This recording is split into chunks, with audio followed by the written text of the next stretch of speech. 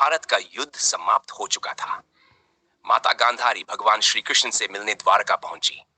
वासुदेव कृष्ण ने उन्हें देखकर विनम्रता पूर्वक प्रणाम किया और बोले, माते, मेरा सौभाग्य है कि आप यहाँ आईं। कृपया बताइए, आपने इतनी यात्रा क्यों की? माता गांधारी ने गंभीर स्वर में कहा, वासुदेव, मैं तुमसे एक प्रश्न पूछना चाहती हूँ, लेकिन वचन दो कि उसका उत्तर अवश्य दोगे। भगवान श्री कृष्ण मुस्कुराए और बोले, माते, यदि उस प्रश्न का उत्तर मुझे ज्ञात होगा तो अवश्य दूंगा। गांधारी धीरे से बोली, तुम्हें किस बात का ज्ञान नहीं है माधव? यदि तुम अंतर्यामी न होते तो मैं तुम्हारे पास क्यों आती? श्री कृष्ण ने मुस्कुराकर कहा, तो पूछिए ना माते, किस बात का समाधान चाहती हैं? गांधारी बोली, मैं कुंती के आंसुओं का रहस्य जानना चाहती हूँ। आज जब पूरा संसार महाभारत युद्ध की समाप्ति पर राहत महसूस कर रहा है, तब भी उसकी आंखों में आंसू क्यों हैं? उसने अपने आंसुओं को मन का पिघला हुआ हर्ष बताया, लेकिन ऐसा कौन सा दुख है जो उसे इस हर्ष के क्षण में भी नहीं छोड़ रहा?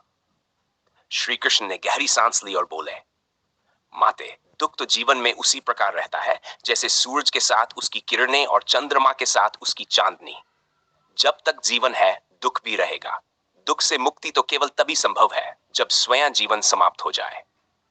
गांधारी करुणा भरे स्वर में बोली, लेकिन कुंती को क्या दुख है वासुदेव? यदि ये आंसू मेरी आंखों में होते तो कोई आश्चर्य नहीं था। मैंने अपने 100 पुत्रों को खो दिया, मेरा सारा जीवन अश्रुओं में बीता है। परंतु कुंती ने तो कुछ भी नहीं खोया, उसके सभी 5 पुत्र जीवित हैं। भगवान श्री कृष्ण बोले, माते, संसार यह अवश्य जानता है कि उसके 5 पुत्र जीवित हैं, क्योंकि संसार यही मानता है कि उसके केवल 5 ही पुत्र थे। लेकिन क्या केवल वही सत्य होता है जिसे संसार जानता है?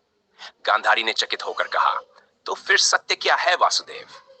श्री कृष्ण ने गंभीर स्वर में उत्तर दिया, सत्य यह है माते कि कुंती के 5 नहीं बल्कि 6 पुत्र थे।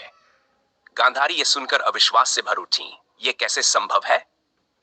श्री कृष्ण बोले, माते, यदि ऐसा न होता तो आपको कुंती के आंसुओं में जलते अंगारों की गर्मी महसूस न होती।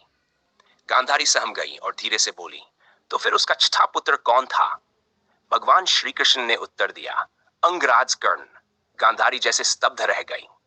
अंगराज कर्ण, क्या वह वास्तव में कुंती का पुत्र था? श्री कृष्ण बोले, हाँ माते, वह पांडवों का ज्येष्ठ भ्राता था।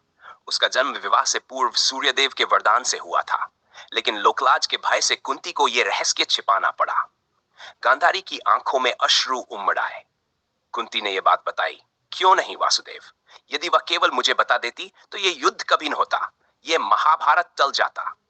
श्री कृष्ण गहरी गंभीरता से बोले, माते, संसार में लोग बड़ी आसानी से कहते हैं, यदि ऐसा हो जाता तो वैसा न होता।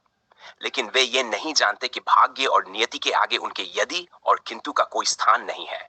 महाभारत का युद्ध होना तय था और इसे कोई नहीं रोक सकता था।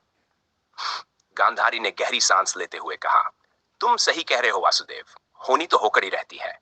श्री कृष्ण आगे बोले, माते, दुख और सुख जीवन में सर्दी और गर्मी की तरह आते जाते रहते हैं।